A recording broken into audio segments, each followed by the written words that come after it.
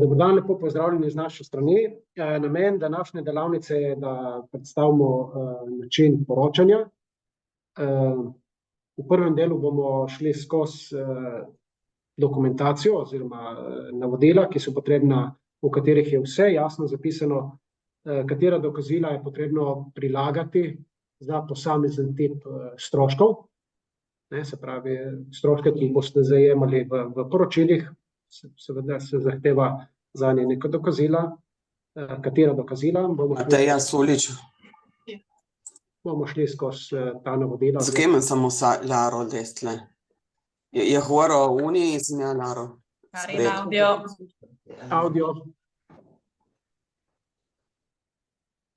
Tako da v prvem delu bomo šli skozi ta navodila, ki opredeljuje, kakšna dokazila je potrebno prilagati k poročilu. V drugem delu bomo šli pa skozi samo poročilo oziroma platformo GEMS, toliko, da vidite, kako bo izgledalo nalaganje te dokumentacije. Naj se na začetku seveda zahvalim vsem projektom za vabila, ki ste nam jih pošiljali za kick-offe oziroma za začetne dogodke. Veseli nas, da je večina vas že začela s projekti, kar je prav. Tisti, ki še niste prav dosti začeli, dajte začeti, ker se nam leto 2025 hitro približuje in seveda pričakujemo, da bo večina aktivnosti osredotočena na drugo polovico letošnjega leta in seveda v letu 2025. Kot rečeno, sta dva dela delavnice, prvi del dokazila, drugi del pa sam GEMS. Kar se tiče, jaz bom šel samo na hitro skozi, ker potem bosta kolegici Mikaela in Maja predstavili vsaka svoj del. Kar se tiče tega prvega dela, se pravi dokazila vezana na upravičenost oziroma dokazovanje upravičenosti izdatkov, dajte biti pozorni zlasti na tisti del, če prav poenostavim, dokazila, ki so potrebna za stroške pod 10.000 evrov, in dokazila, ki so potrebna za stroške nad 10.000 evrov. Tle je tista ključna razlika. Seveda govorimo o stroških na kategoriji izdatkov 4, 5 in 6, se pravi zunanji izvajalci, oprema in gradbena dela. Zakaj? Ker stroški vezani na zaposlene in stroški vezani na administrativne izdatke so itak potem izračunani avtomatično kot forfait. In v tistem delu je sam sistem lažji, vseeno je potrebno neko dokazilo, ampak precej manj kot pri prvih 3 tipih stroškov. To je, kar se tiče prvega dela. Kar se tiče drugega dela pri GEMS-u, boste videli, v bistvu sta 2 fazi. Ena faza je pošiljanje poročila. Poročilo pošlje vsak projektni partner zase. Ko ste v 2, vsak pošlje za svoj del izdatkov pošlje poročilo oziroma dokazila, ki so potrebna za posamezne stroške, ki mu nastajajo. Ko dobite vsak zase potrditev teh izdatkov, potem lead partner v drugi fazi samo pokljuka, izbere obe konvalide oziroma obe izjavi od potrjenih izdatkov, kar naredi EZTS, poklika in pošlje v drugi fazi zahtevek za povračilo sredstev. Ko je ta zahtevek poslan, ki vključuje oba projektna partnerja, takrat potem EZTS v nekem roku nakaže sredstva na račun lead partnerja in lead partner ustrezen delež nakaže svojemu projektnemu partnerju. Toliko samo za uvod, toliko, da vemo, o čem se bomo danes pogovarjali.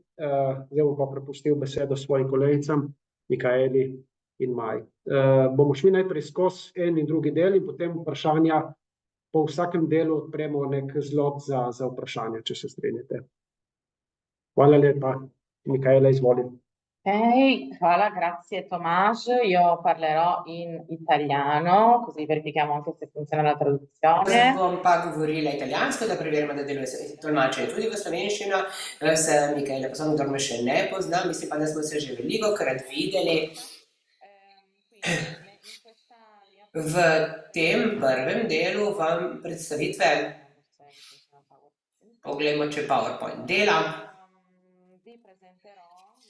vam bom predstavila smernice v zvezi s kontrolo in poročanjem za projekte SPF, male projekte, Interno smo s kolegi iz EZTSG se odločili, da bomo pripravili dokument, ki bo vseboval vse potrebne informacije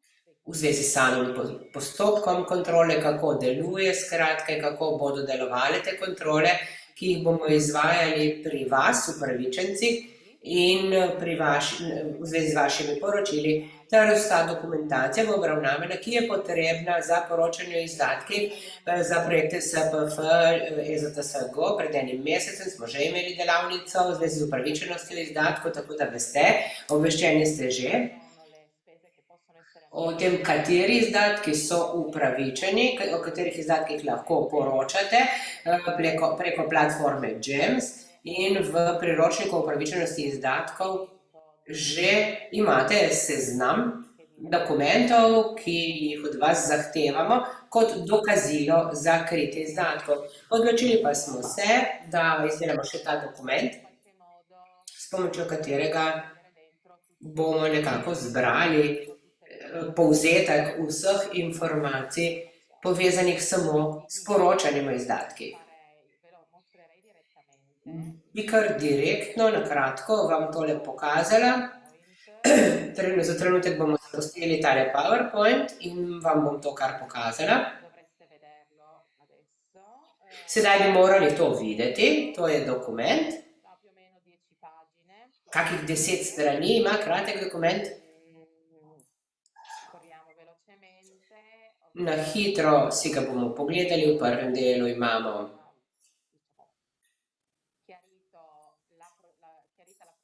pojasnila v zvezi s kontrolnim postopkom. Mi EZTSG bomo kontrolo izvajali pri vseh upravičencih SPF projektov, pri vseh partnerjih. Tako da so dodatno navedeni tudi roki za poročanje, ki so sicer tudi navedeni v vaših pogodbah o dotaciji sofinanciranja in v priročniku o upravičenih izdatkih, ampak smo želeli to še tudi tu ponoviti, in ta delavnica je povezana z dejstvom, da sedaj junija se odpre prvo obdobje za poročanje za vse izdatke, ki so kriti od 1. decembra 2023, za tiste, ki ste že začeli izvajati projekte do 31. maja, čez 3 dni ta čas rok izteče, torej postopek, kontrolni postopek. To si lahko tule preberete. Obveščamo vas tudi, da v zvezi s preverjanjem kritja izdatkov, tega, kar boste v obdobju poročanja naložili na GEMS, bo EZTSG si pridržal tudi pravico, da na terenu preverja pri nekaterih upravičencih te stvari ravno zato, da se ugotovi, ali so dejansko ti izdatki upravičeno kriti in da so res dejavnosti bile izvedene, tiste, ki so predvidene po projektih, ter seveda tudi potrdili in preverili in potrdili bomo, da recimo obstaja oprema, ki se nakupili v okviru projekta, ali pa če boste imeli kakšne infrastrukturne posege, si bomo tudi to gledali in potrdili. Na to so tukaj še poglavja, v katerih je napisano, katero dokumentacijo, kaj je treba za posamezne budget lines prilagati, kakšne temeljnice tukaj vidite, tudi za stroške BL1, recimo za stroške osebja, kot veste, smo že na prejšnji delavnici tudi slišali to. V zvezi z upravičenostjo izdatkov se BL1 izračuna v povprečni vrednosti glede na stvarne dejanske stroške, tako da boste morali dokazati dejansko krite stroške, da boste morali tudi dokazati, da imate nekoga, ki dela na tem projektu za italijanske upravičence. Zaposlen v posamezni organizaciji, velja pa tudi po pogodbah, kot so te občasne izvajanje del in druge italijanske podjemne pogodbe, za slovenske upravičence pa samo napisati, da so to zaposleni pri posamezni organizaciji, pri partnerju.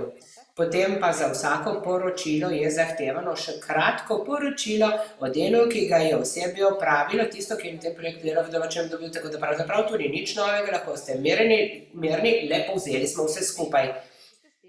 Gremo na naslednje poglavje, tule vidimo razdelitev nakup storitev, BL4, ali pa izdatki za opremo, BL5 in potem je tu še javna dela in investicije, BL6.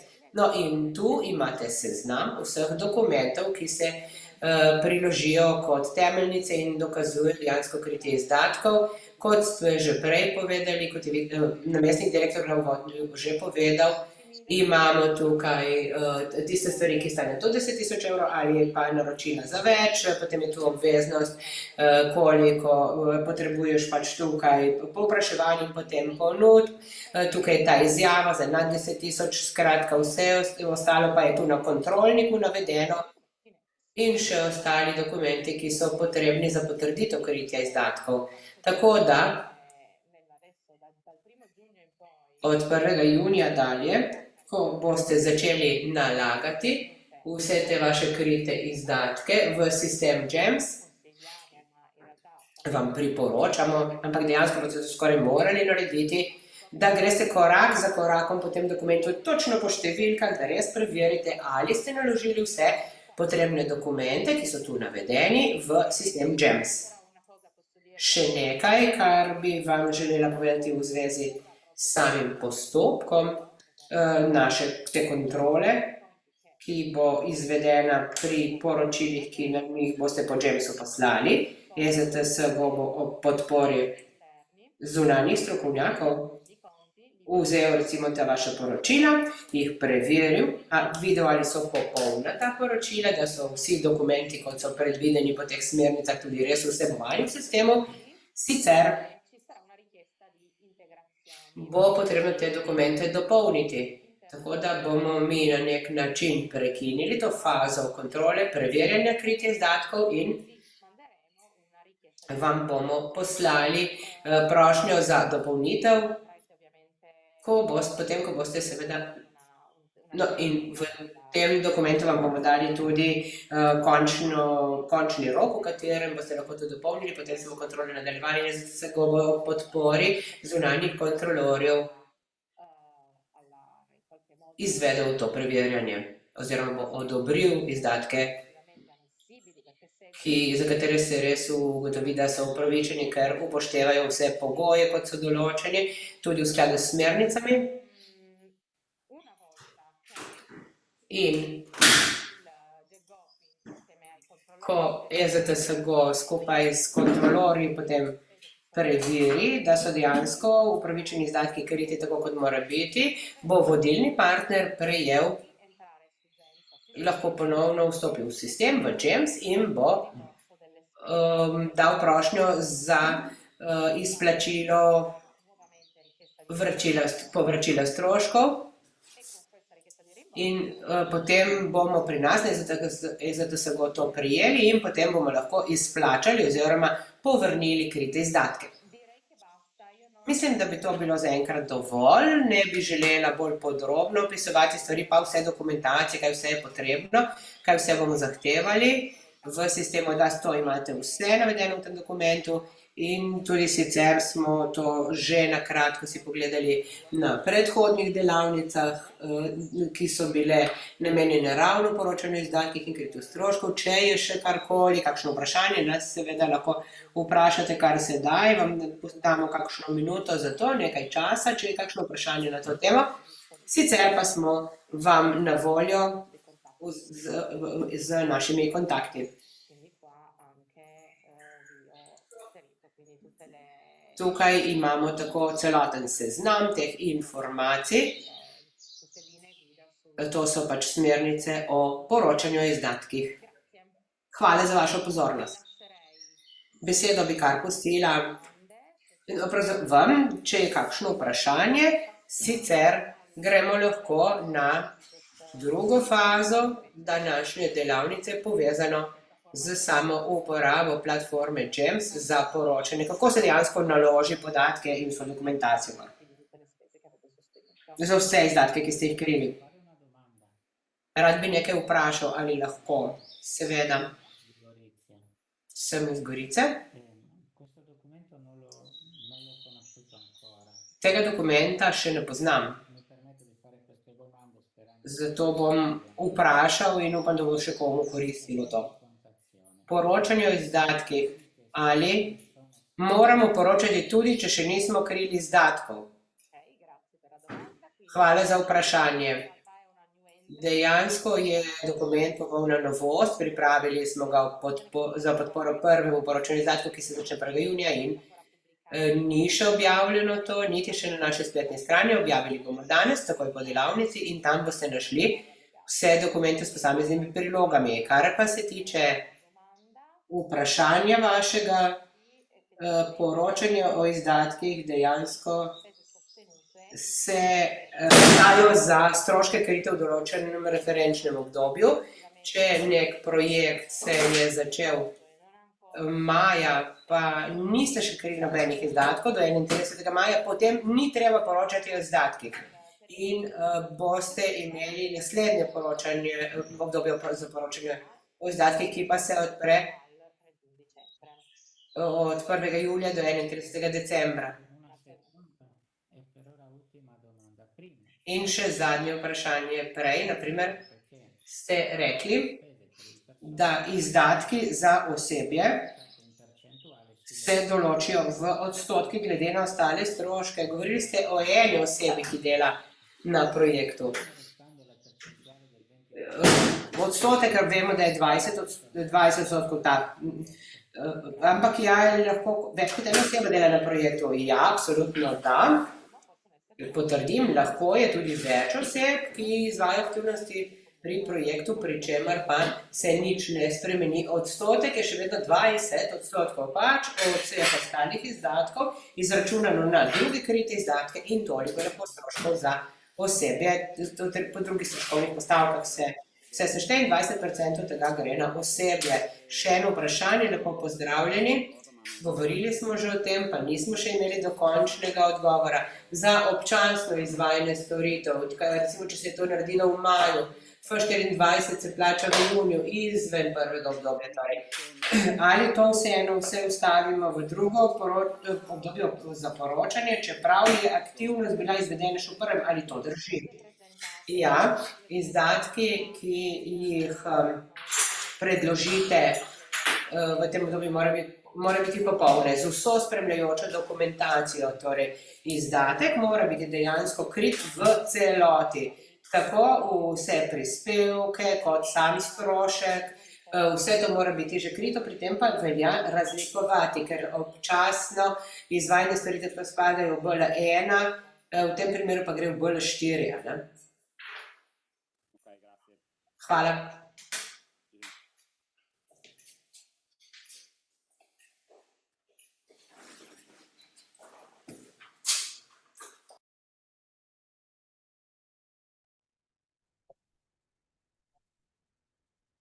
Sono altre domande? Mi pare che... Želi še kdo kaj vprašati?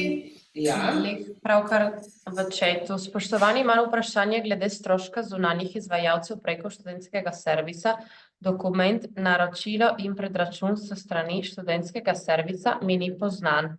Gre za nek standarden dokument, ki ga izda študentski servis? Ok, quindi da manuale di ammissibilità delle spese in realtà viene specificato, no, To je v priročniku kritih izdatkih tudi navedeno, kaj je potrebno za il lavoro studentesco. študentsko delo. V tem primeru lahko tudi še preverimo dokumentacijo, ki je potrebna za študentsko delo. To je v priročniku o upravičenosti izdatkov, mislim, da v točki 5.3 je to razloženo. Vs celotno dokumentacijo, ki dokazuje, da je bilo to delo opravljeno, torej vsa plačila, morebitne pogodbe in vse, kar se izda. Ne vem, če kaj specifično, Tomaž, bi še ti kaj dodal? Tako, kot je rekla Mikaela, v poglavju 5.3 dol na koncu, tisti del, ki se nanaša na delo preko študentskega servisa, so navedeni 4-5 tipov dokazil, ki je potrebno za dokazati stroške vezane na študentsko delo. Tako da, dajte se tistega držati, in to 4 dokazili so. tiste dokazila je treba priložiti, študentski servisi to seveda imajo, vlada, tako da te stvari dajte predložiti. To je seveda zunanji izvajalec.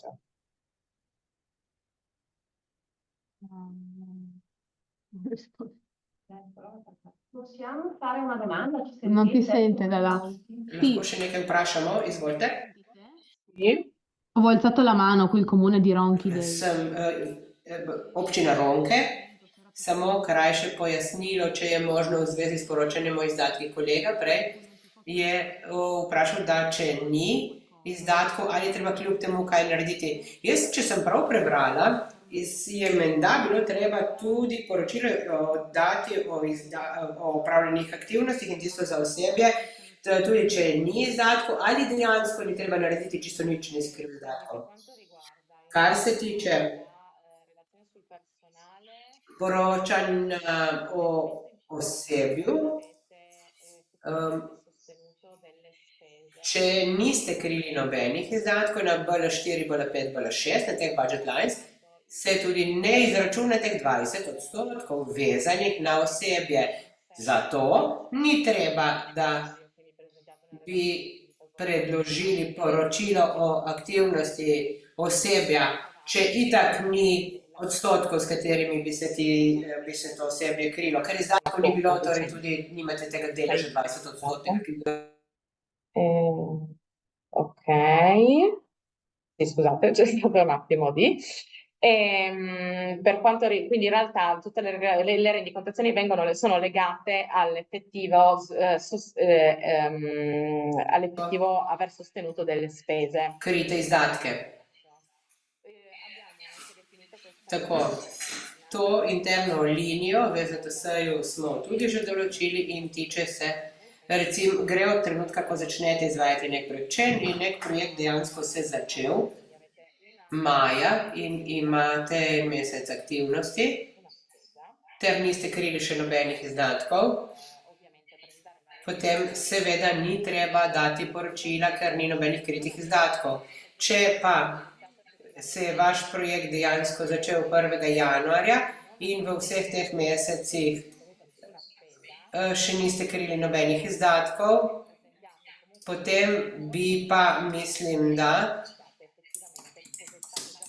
morali navesti,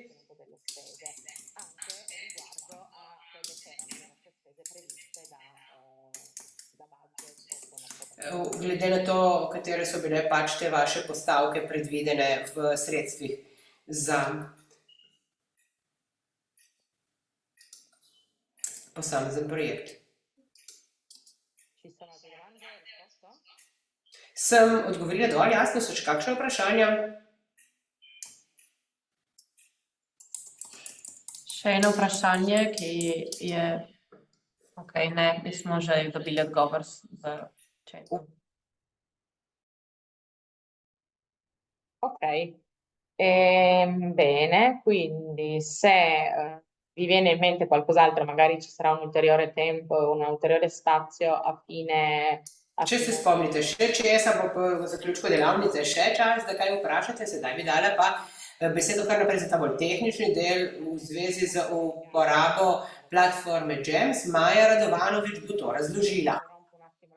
Jaz bom trenutno tale dokument sedaj, bom monitor prepustila njej za njeno predstavitev, oziroma tisto, kar nam bo sedaj prikazala Maja.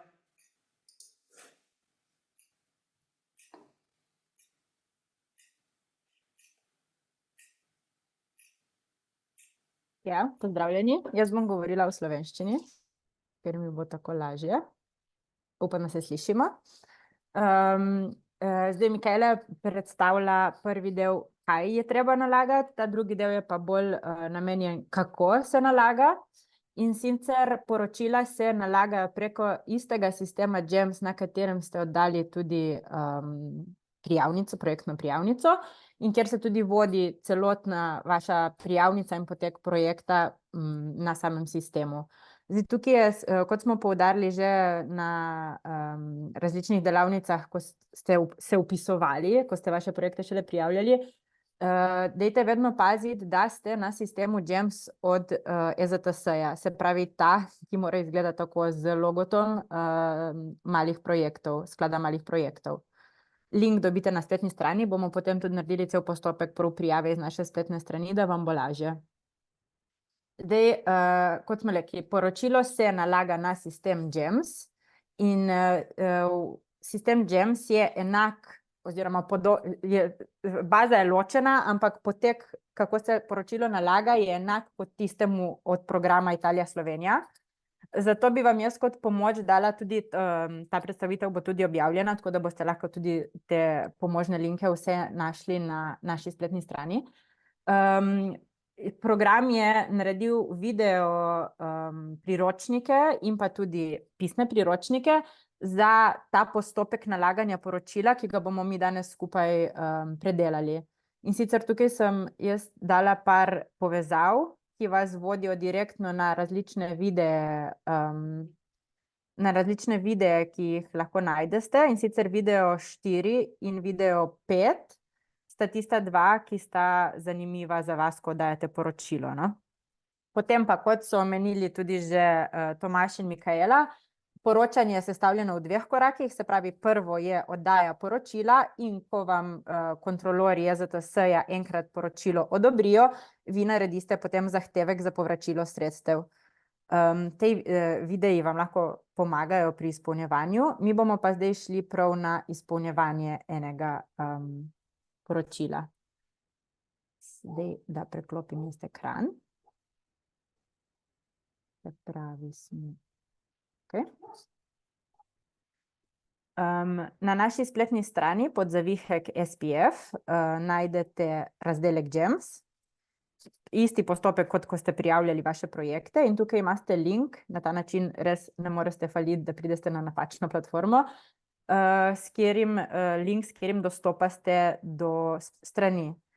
Zdaj, če ste že prijavljeni bili z imenom oziroma uporabniškim imenom, ki ste ga uporabili za prijaviti projekt, lahko uporabite tega oziroma se prijavite z novim, vkolikor boste imeli druge ljudi, ki vam bojo na primer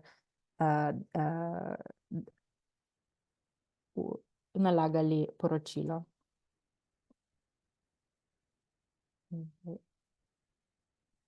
Se je spovezala. Bomo probali takole. Jaz se bom povezala na našo test verzijo, ker je, da ne bomo slučajno...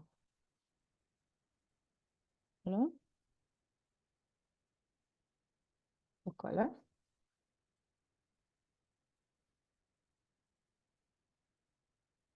Zdaj, to je vaša, kadar se vi prijavite z vašim uporabniškim imenom in geslom, imate nadzorno ploščo, kjer imate vašo prijavnico, ki ste jo oddali. Zdaj jih imam več, ker sem pač oddala več. Kliknete na tisto, za katero bi radi izvedli poročilo. V tem primeru bomo mi to naredili za otroški disko. In sicer se vam odpre prijavnica, ki je status, je sedaj sklenjena pogodba, ker smo podpisali že z vsemi pogodbo in enkrat, ko je pogodba sklenjena, se lahko začne oddajati tudi poročilo. In sicer prvi korak, ki ga morate narediti, da vam sploh se prikaže razdelek o poročilu, naj vas ne zmede, v tem koraku naj vas ne zmede, da tukaj je že razdelek za zahtevek za povračilo, ki je vedno tam, ampak razdelek za oddajo poročila morate najprej pod pravice v projektu dodati uporabniško ime GEMS uporabnika, ki bo poročilo izpolnjeval. Zdaj, v primeru, da boste, na primer, vi, ki ste prijavnico tudi oddali, izpolnjevali, dodaste lahko sami sebe, lahko dodaste tudi druge sodelavce oziroma kdor dela na projektu. In ker, na primer, tukaj imamo projekt z 2 partnerji, in vsak partner odda svoje poročilo, zdaj tukaj daste lahko vsakega partnerja pod svoj projekt, lahko je pa tudi vedno enak uporabnik, ki izpolnjuje vse, ampak gre pa za 2 ločeni poročili, ne? Vsak bo potem oddal svojo. Tle se gre zgolj za uporabnika. Projekti so potem itak vezani na partnerja, ki je napisan kot pač legalni partner, in uporabniška imena so pa zgolj za izpolnjevanje. tukaj boste mogli dodati, se pravi, različne uporabnike. Zdaj, priporočljivo je, da lead partner, lahko ga dodate, ker lahko jih dodate tudi več, ne? Da ga tudi pod partnerja date pod vpogled in pa naprimer ne pod urejanje, da pod urejanje dodate pa samo tistega, ki bo res poslal potem projektni partner. Shranite spremembe in v tem koraku bi se vam potem mogle prikazati, samo malo, tole, bi se vam zdaj mogli pokazati podatki o partnerju in vsa možna poročila. Zdaj gremo sem. Takole, zdaj vam tle odpre nov, morate iti ven in noter, da se osveži stran. Zdaj vam pod zahtevek za poročilo odpre tudi ta razdelek poročila partnerjev, ki je ta, ki nas zanima za oddajo poročila. In sicer mi smo zdaj tukaj v vlogi vodilnega partnerja. Smo se tudi dodelili, ampak nam pravice v projektu ni sprejelo. No. Malo. Tukaj dajte popaziti, da je urejanje, ker če ne pogled vam ne omogoča oddaje poročila, ampak vam omogoča samo pogled. Evo, zdaj smo mi vodilni partner in bomo oddali svoje poročilo. Se pravi, dodamo novo poročilo partnerja.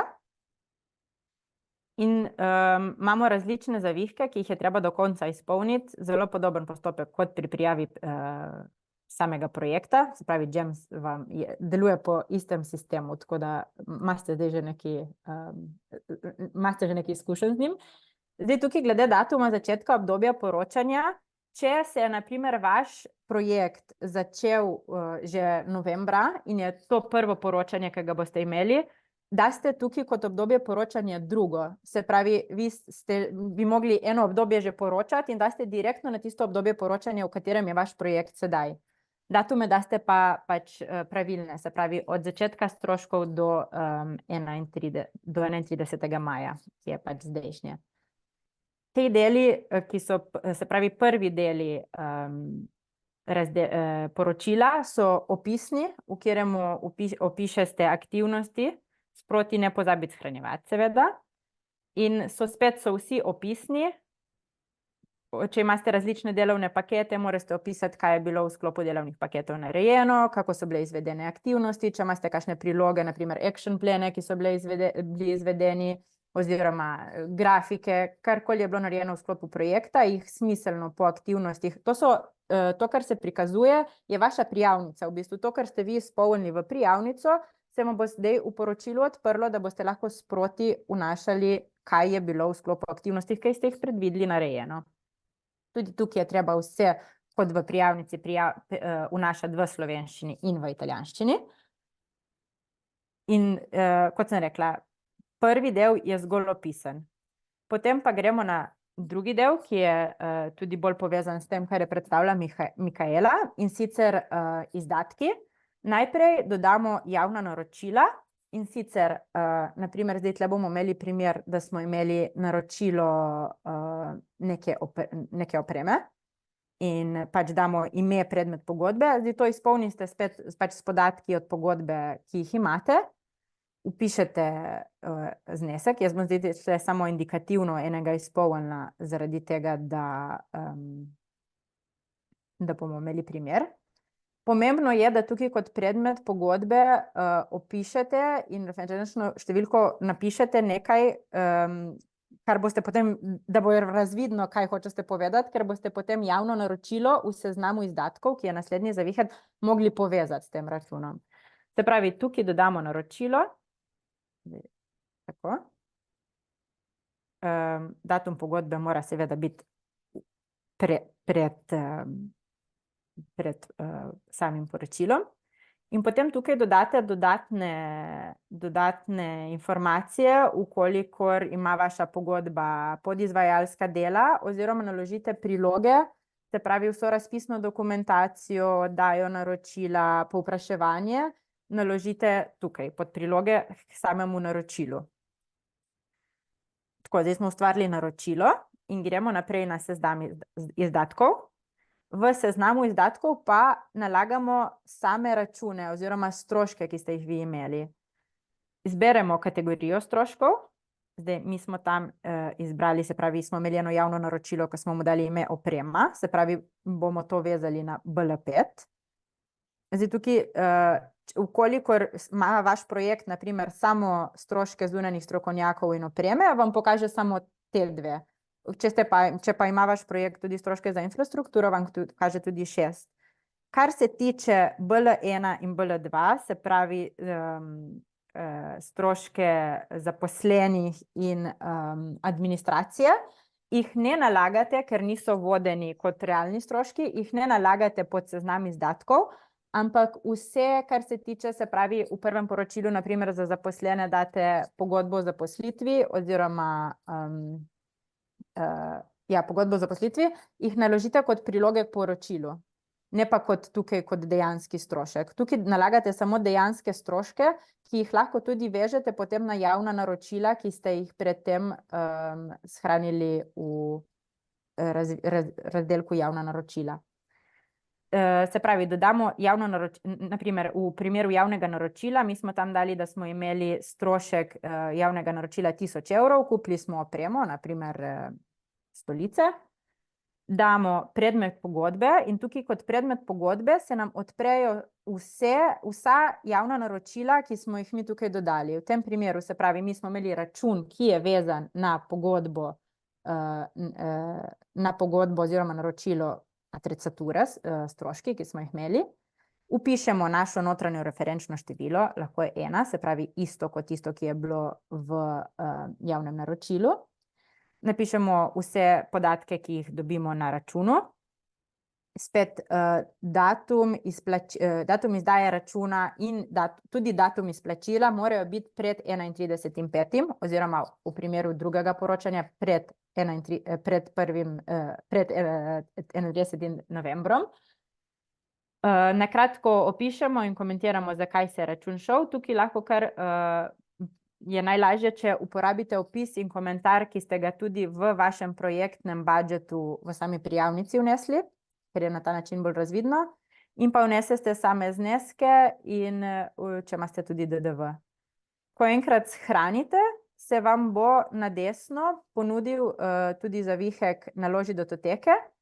V ta zavihek naložite vse datoteke vezane na račun. Se pravi, v javna naročila, kjer smo dali samo naročilo, se pravi naročil sem stolice, damo vso dokumentacijo vezano na naročilo, kot je povpraševanje, pogodba in tako dalje. Pod seznam izdatkov, kjer kjer damo podatke o samem računu, pa naložimo, se pravi, prejet račun, potrdilo o plačilu in ostale stvari vezane prav na samo plačilo. Tukaj jih potem pač poljubno dodaste, kolikor jih imate. Tabela prispevki se v bistvu sama izpolnjuje na podlagi tega, kar boste vi izpolnili v seznam izdatkov. Zaenkrat to ne rabite izpolnjevati, pustite vse prazno, vam bo tudi povedalo v videih. Prispevki se sami izpolnjujejo, tako ko ste nalagali prijavnico, ko se vam je sam izpolnjeval stroškovni načrt projekta. Pri prilogah k poročilu pa naložite vse tisto, kar na primer ni bilo vezano že na seznam izdatkov, se pravi račune in na javna naročila, se pravi naročila. Kot smo rekli, vse vezano na BL1 in BL2 naložite sem in ostalo dokumentacijo, ki je nastala v sklopu projekta in se vam ni zdela relevantna v drugih razdelkih. Potem pridete na razdelek prenos poročila. Tukaj si lahko tako kot ste si lahko pred oddajo prijavnice v Jamsu prenesli prijavnico, si tudi tukaj lahko prenesete poročilo, tudi za sicer poročilo vedno ostane v sistemu, ampak si lahko prenesete in za vaš pregled oziroma za notranje vodenje. In tukaj je tudi še ena tabela, ki se sama izpolni na podlagi tega, kar smo mi oddali znotraj seznamov izdatkov. Ta tabela se vam bo tudi skupaj, vsako poročanje se vam bo tabela sproti izpolnjevala, da boste tudi tukaj lahko nekako sledili finančnemu načrtu, koliko je bilo že poročanja, koliko vam na projektu še ostane, da imate nek pregled. In pa zadnji razdelek, ki je pošli, tudi tukaj, kot je bilo pri samem oddaji prijavnice, tudi tukaj lahko zaženete preverjanje pred oddajo. Ta del vam tudi tukaj preverja samo, če so izpolnjena vsa polja, ki morajo biti izpolnjena, ne preverja vsebine. Če boste poročilo oddajali pred 1. junijem, ker namreč vi lahko v sistem GEMS vstopite in začete z izpolnjevanjem poročila že pred samim datumom 1. do 30. junija in 1. do 31. decembra. Ne morete pa ga oddati. V primeru, da boste poročilo želeli oddati izven v bistvu poročevalskih oken, vam bo pokazalo napako, ker je sistem še zaprt. S 1. junijem se sistem odpre in ga lahko oddate. To pomeni, da ne rabite čakati tudi na zadnji trenutek, da oddate res v juniju in decembru. Lahko vi že prej vse izpolnite in potem samo oddate, ko se sistem odpre, če vam je to lažje. Zdaj bomo šli na en projekt, v katerem sem jaz že oddala poročilo. In sicer, ko boste vi enkrat oddali poročilo, bo faza poročilo tukaj oddano. In vi si ga lahko kadarkoli ogledate in vam tukaj piše, se pravi, osnutek, do kjer izpolnjujete, oddano, ko enkrat oddate, ko ga dobijo v roke naši kontrolori, se pravi, ko ga vi oddate, bo v teku. In ko se obarva zeleno, certificirano, je poročilo odobreno. Takrat dobite vi tudi na e-mail od sistema, se pravi, na e-mail, s katerim ste prijavljeni v GEMS, dobite sporočilo, ki vam pove, da je vaše poročilo bilo certificirano. In ko oba dva partnerja, se pravi, to dobista vsak posebej, vodilni in projektni partner, ne? Ko dobiste obe dve poročili certificirani, lahko vodilni partner gre na zahtevek za povračilo in odda zahtevek za povračilo. Se pravi, tudi če je poročilo bilo oddano, to še ni, vam manjka še en korak, da lahko potem zaprosite za povračilo sredstev. Ko, se pravi, vodilni partner in projektni partner, oba dva imata certificirano poročilo, gre vodilni partner v zahtevek za povračilo, doda nov zahtevek in tudi tukaj sledi ista logika, kot je bila in za prijavo prijavnice in za poročanje. Vpišete vse potrebne podatke in na koncu oddate. Tako v primeru oddaje poročila, kot v primeru oddaje zahtevka za povračilo, vam sistem ne javi, da ste uspešno oddali, javi vam samo, ko je certificirano poročilo oziroma ko je zahtevek za povračilo isto certificiran in končan. Vam pa lahko pa kadarkoli v sistemu vmes pregledate, v kakšnem stanju je vaše poročilo.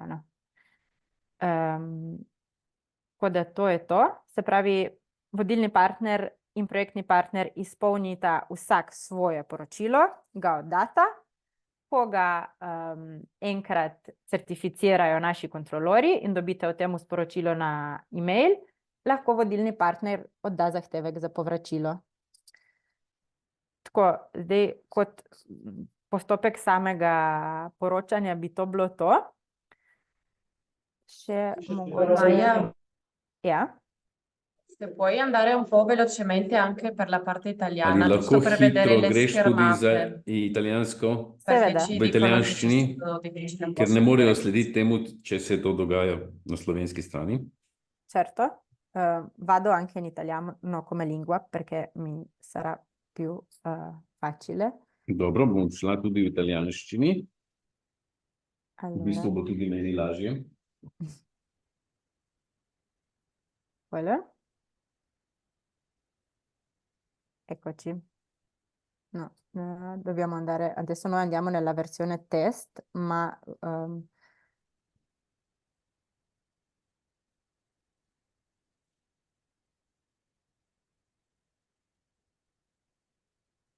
per le schermate in italiano, mettiamo lingua italiano.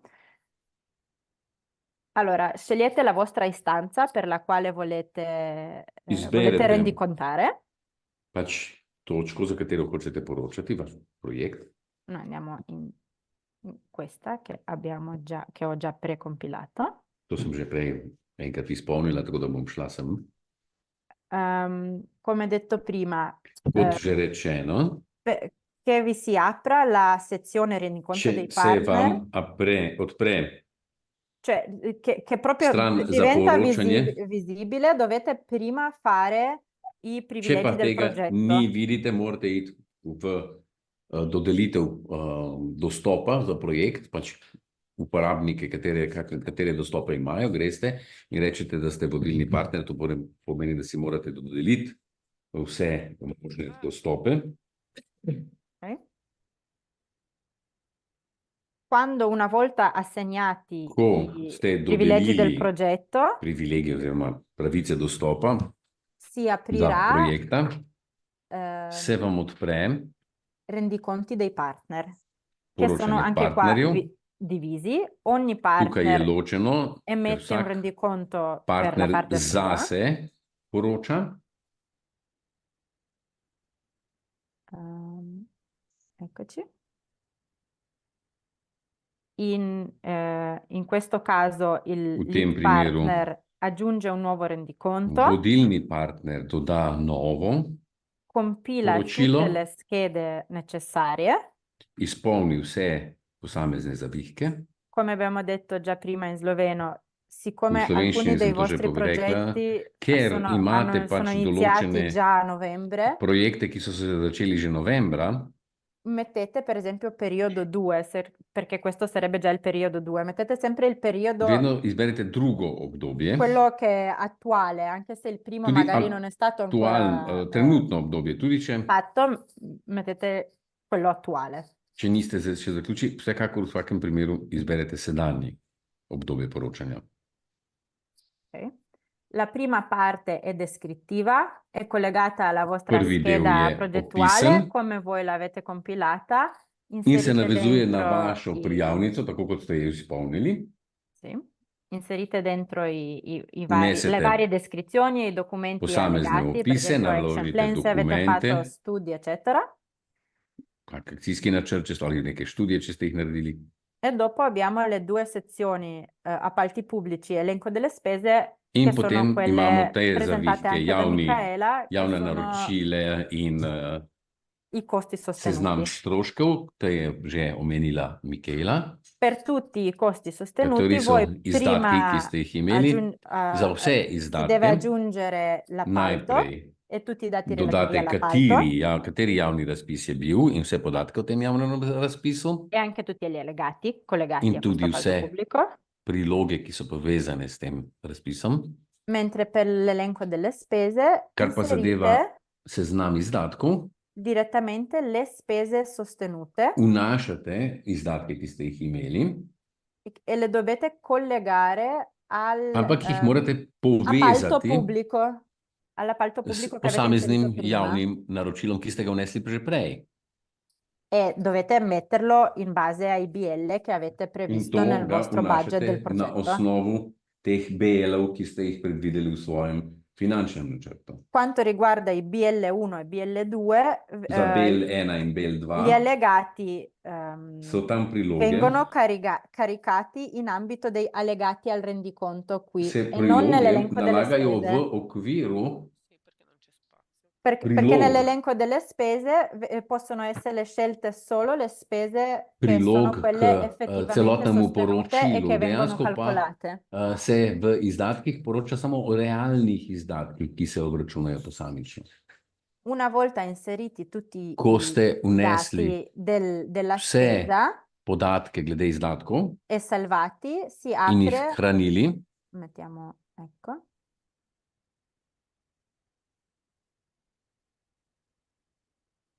si apre la se possibilità di odpre caricare takrat file in šele allegati. možnost, da naložite priloge. Qua allegate tutti i documenti Tukaj relativi naložite vse fattura, dokumente, anche bonifico bancario, račune, ki ste mentre jih prejeli, potrdilo o plačilu, bančni izpisek, bančno potrdilo o plačilu. negli appalti pubblici invece mettete tutta la Medtem documentazione pod relativa proprio pri javnih all'appalto, razpisih pa ovvero la naložite procedura di vse dokumente, affidamento. ki zadevajo javni razpis, torej celoten postopek oddaje naročila v okviru javnega. Una volta inserite Naročila. tutti gli appalti pubblici e Ko le ste spese vnesli vse collegate agli podatke appalti glede pubblici, javnih naročil nei in izdatke glede contributi javnih naročil, pri ne- prispevkih non c'è bisogno ne di inserire izpolnjujete niente. ničesar, ker se tabela sama izpolnjuje. Negli allegati al rendiconto inserite tutti gli allegati, come avevamo detto, relativi al prilogah. BL1 e BL2. Tam, to so priloge k poročilu, vsem naložite vse, kar zadeva BL1 E in tutti gli BL2. altri allegati che Pri non avete già vseh ostalih caricato prilogah, in ki ste ambito jih še della descrizione niste delle attività, per naložili action pri plan, opisu eccetera, che dejavnosti, avete già inserito come finančni načrt in tako dalje, nella parte descrittiva o i documenti če relativi jih alle niste še spese. naložili Allora, allegati glede v opisnem delu, potem gredo sem priloge più generali. bolj splošne narave. Potete anche esportare il rendiconto per Lahko avere si una traccia, prenesete tudi poročilo, da ga pač hranite zase, da come ga era pregledate. anche per Tako kot je bilo to, quando avete caricato il progetto. ko ste nalagali prijavnico. Qua invece avete il cruscotto finanziario che vi aiuta. In tukaj pa Qua je man mano si finančno aggiungeranno pregledno tutti i okno, rendiconti v che katero vi se può essere bodo, utile anche per, ki se bo per samo gestire il osveževalo, to progetto pomeni, da boste dall'ambito videli, kako finanziario, napredujete finančno per s tem capire quanti projektom, costi avete già sostenuto, quanti vi rimangono koliko stroškov ancora, izdatkov su che ste že rendiconto avete rendicontato izplačali, koliko vam denarja še quanto, ostane, koliko eccetera. tega ste že poročali in tako dalje. Qua invece l'ultima In tu je schermata še è invia. zadnji Anche qua zaslon, tukaj potete, pošljete, oddate poročilo. potete eseguire il controllo preliminare Tudi come tukaj era lahko per še la predhodno scheda pregledate, tako progettuale kot je to quando vi bilo siete iscritti. pri prijavnici, ko ste prijavljali projekt. Voi potete inserire il rendiconto, cioè compilare il rendiconto già prima del Poročilo 1 seveda giugno, lahko izpolnjujete še pred 1. però non lo junijem. potete inviare prima del Ne 1 morete giugno. pa ga poslati. Dal 1 giugno in poi Ne morete sarà oddati od 1. possibile anche junija inviare. dalje. Boste lahko to tudi oddali, torej poslali naprej. Come ho detto, ogni partner lo fa per ognuno per sé. Vsak Qua partner to vedete naredi zase, in tako che kot sem stato è il vostro rekla. rendiconto. Quando il vostro Tukaj imate rendiconto status diventa vašega verde poročila. Ko convalidato, postane zeleno, to pomeni, da je potrjeno. sia il lead partner, cioè quando è convalidato sia il rendiconto del lead partner che del project Ko se partner, potrdita il tako lead partner fa certificirana la richiesta poročila, di rimborso. tako vodilnega partnerja kot Per projektnega partnerja, entrambi. potem vodilni partner vloži zahtevek za povračilo stroškov za oba partnerja. Spero che adesso anche con le schermate in italiano Zdaj upam, da è je un sedaj po' tudi più italijanski strani malo bolj jasno, ko smo šli skozi italijansko verzijo spletne strani oziroma platforme. come già menzionato, vado in sloveno, faccio lo switch. Sedaj nadaljujem v slovenščini. Kot omenjeno, predstavitev bo objavljena na naši spletni strani in na njej so tudi vsi linki do videjev, kjer lahko ta postopek, ki smo ga mi zdaj na hitro naredili skupaj, si ogledate večkrat oziroma po potrebi, ko vam bo najlažje, ko nalagate.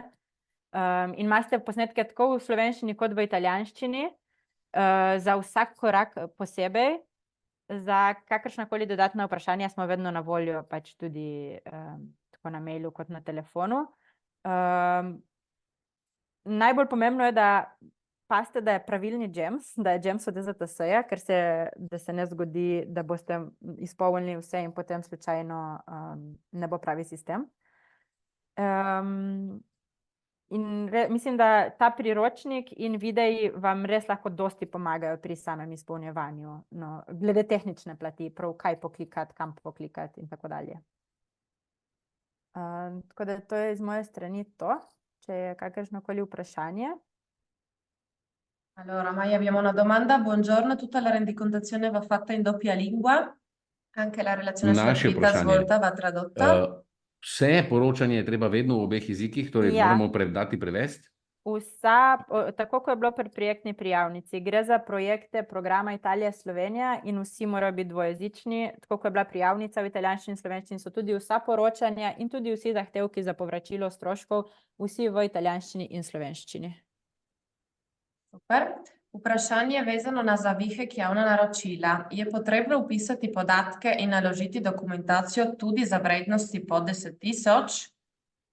Ja, zaradi tega, ker vsak strošek, ki ga vi vnesete v sistem, mora biti vezan na eno naročilo. Se pravi, vi ne morete stroška dodati, če ga ne vežete na eno naročilo. Tudi če je pod 10.000 evrov, vi pač napišete, kaj je bil predmet naročila, koliko je bil znesek, vse podatke, ki jih imate, in v primeru, da nimate, tudi, mislim, vse naredite v bistvu enako, samo da so tista dokumentacija, ker ni potrebna, na primer checkliste, ki so na 10.000 in drugo, ne dodate pod datoteke, ki se naložijo. Vse ostalo je pa enako. Vi morate, vsak strošek, ki ste ga imeli, ga morate vezati na eno naročilo.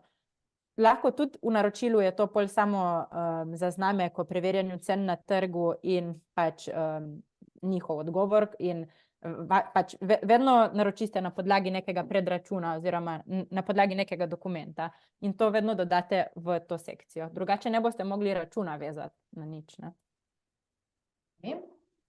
Ali je potrebno za vse stroške izpolniti zavihek javna naročila, kaj v primeru, da nismo zavezani k javnemu naročanju? Kot rečeno, vi vedno morate izpolniti naročila, zaradi tega, ker če ne izpolnite naročila, ne boste mogli strošek morate vezati na naročilo. V primeru, da en partner je dobil predujem, drugi pa ne, kako moramo se obnašati v fazi prošnje zahtevka za izplačilo? Vi zahtevek za izplačilo oddate enako, se pravi na podlagi tistega, kar ste poročali. Je pa potem tako, da na primer, če je bilo izplačano predplačilo, zdaj tukaj še vprašam kolegice za bolj finančno plat, da potrdijo, vkolikor je bilo, na primer, vi imate obdobje poročanja na konkretnem primeru, poročali ste 10.000 evrov stroškov, na primer, vodilni partner je poročal 10.000, projektni partner 5, vodilni partner je že dobil 5.000 evrov predplačila, se pravi, njemu bomo v zahtevku za povračilo izplačali samo 5.000, se pravi skupaj 10.000. On mora, se pravi, projektnemu partnerju nakazati vse, ker pač ni imel predplačila, sebi, on pa dobi pač samo toliko, kot če je razlika od tistega, kar je že dobil predplačila. Če boste pa poročali že, na primer, v prvem poročanju manj, kot ste dobili predplačila, isto date zahtevek, ampak vam ne bomo povrnili teh stroškov, ker so še krita v predplačila. Zdaj, Lara, Mikaela, popravite me, če ni tako. Ja, velja. Še vprašanje bolj za Mikaelo. Je za vsak strošek pod 10.000 potrebno imeti več ponudb, da se veže bolj na tiste upravičene stroške? Da ponovimo. Ja, okej, odgovorim kar v slovenščini, torej za vse naročila pod 10.000 ni potrebno imeti več ponudb, je pa potrebno, da nam dokažete, da so cene, Ilina, da so cene, Ilina, da so v skladu s cenami na trgu in zaradi tega boste morali napisati, nam izpolniti so izjavo o preverjanju cen na trgu, kjer nam napišete, če ste pregledali na trgu, da določena stvar stane toliko in toliko in nam prav preprosto izpolniti tisto izjavo in nam jo podpišete in potem date predstavite pri poročanju. Lahko je še nekaj samo dodam, Lara. Ja, tako kot pravi Mikaela, za razumevanje, ni razlike v naročilih, pa pri nakupih nad 10.000 in pod 10.000 evrov, v smislu, v obeh primerih morate pregledati, morate dokazati, da je neka smiselna tržna cena za tisto, kar vi kupujete, zunaj storitve, blago ali pa gradnje. To morate v vsakem primeru dokazati.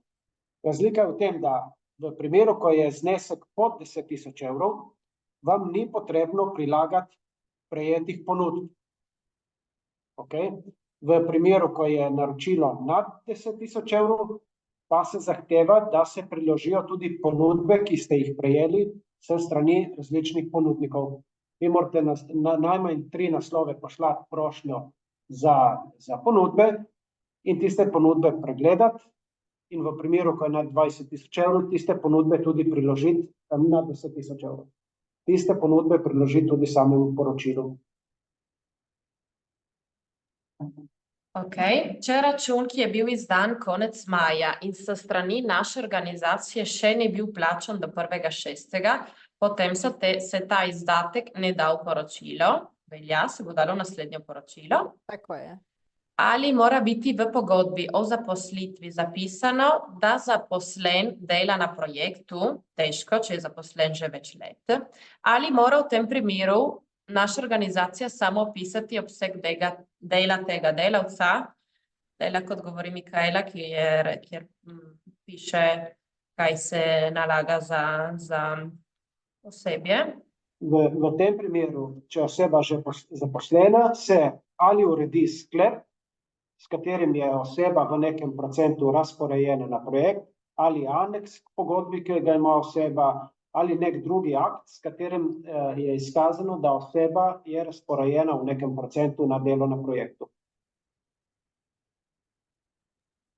Kaj se zgodi s pavšalom 20% za staff cost, če partner Italijan ne zaposli osebe za izvajanje projekta? Torej, za italijanske partnerje smo rekli, da velja zaposleni, notranji, drugi tipi pogodbe, kot so na primer KOKOKO, ki ne obstajajo v slovenščini, tako da ne upam niti prevesti, mislim. Torej so kontrakti okazionali, začasni, recimo tako daj. In torej, kot boste videli, lahko pregledate spet v priročniku za upravičene izdatke, imamo točno specificirane, kako lahko dostopate, kako ste lahko upravičeni do tistega 20% za osebje, razdeljeno med italijanski partnerji in slovenski partnerji.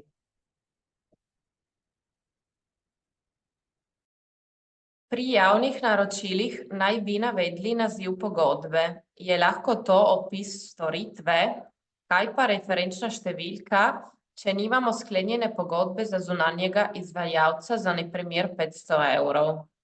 Ja, seveda, pač kot sem rekla, tudi če gre za manjše zneske, vi vedno dodate, tja naložite pač vaše povpraševanje, to zaznamek o cenah in napišete opis, se pravi ime, kaj naročate, na primer, kot smo rekli, naročilo stolic. Glede referenčne številke pa lahko napišete referenčno številko, na primer vašo notranjo, se pravi referenčno številko tega računa oziroma povpraševanja.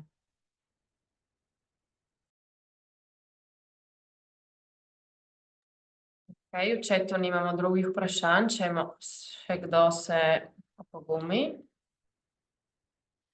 Vprašanje, ali lahko glede za stroške vodenja projekta kot predsednik društva dejansko tudi sam vodim projekt in kako običajno izstavljan račun preko SP kot kulturni delavec, producent v Sloveniji, ali se moramo obvezno zaposliti? Vprašanje je malo preveč komplicirano, prosimo, če nam pošljete preko maila, da bomo bolj poglobili. Še kdo? Kako s stroškom za opremo računalnik? Če smo ga že nabavili, račun pa bo plačan v juniju. Kako je v tem primeru glede povračila stroškov v celoti ali bo priznan zgolj strošek amortizacije? Mikaela.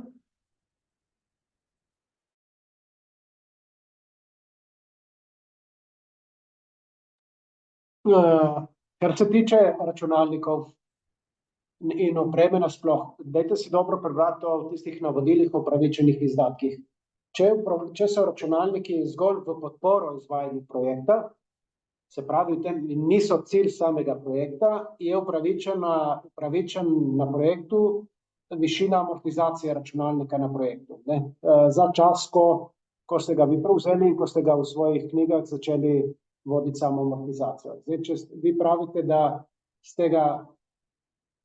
ga boste plačali Seveda, datum, kdaj ste ga plačali, je vezan, mislim, je pomemben zato, da veste, v katero poročilo ga boste dali. Zdaj, če boste vi plačali v juniju, če sem prav zasledil, Junija. junija, ga boste seveda vključili v naslednje poročilo, tisto, ki ga boste oddajali konec leta. Boste dali tudi plan amortizacije in delež oziroma število mesecev, ki zapade znotraj projekta, ta ustrezen delež bomo poznali na projektu. Torej, Jasmina Nikić pojasnjuje prejšnje vprašanje. Italijanski project partner ne bo zaposlil osebe, kljub temu, da je v prijavnici to bilo predvideno. Je potrebna sprememba budžeta, glede na to, da v tem primeru project partner ni upravičen do pavšala za stroške zaposlenih, ja, mora prositi za spremembo budžeta. Potem imamo še naslednje vprašanje. Ali lahko zaprosimo za predplačilo? Smo upravičeni do predplačila, tudi če je vodilni partner javna ustanova? Ne. Kot lead partner javna ustanova ne upa zaprositi za predplačilo. Če vi ste projektni partner privatnik, pa lahko zaprosite za vaš del za predplačilo.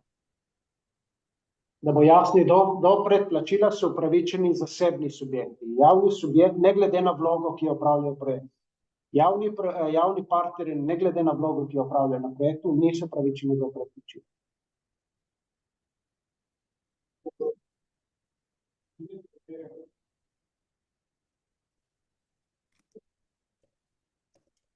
Vsekakor za predplačila je bilo treba zaprositi, v trenutku, ko smo vam poslali na začetku projekta, ko smo objavili lestvico oziroma za tiste kasnejše projekte, v trenutku, ko smo vam poslali izjavo o sprejemu financiranja. Tako da, če v tistem modelu niste zaprosili, potem je bilo še malo časa na voljo kasneje, sedaj pa, če vaš projekt se je že začel in ste že podpisali pogodbo in v pogodbi nič ne piše o predplačilu, ni več možno zaprositi za predplačilo, ne? Okej, če ni drugih vprašanj.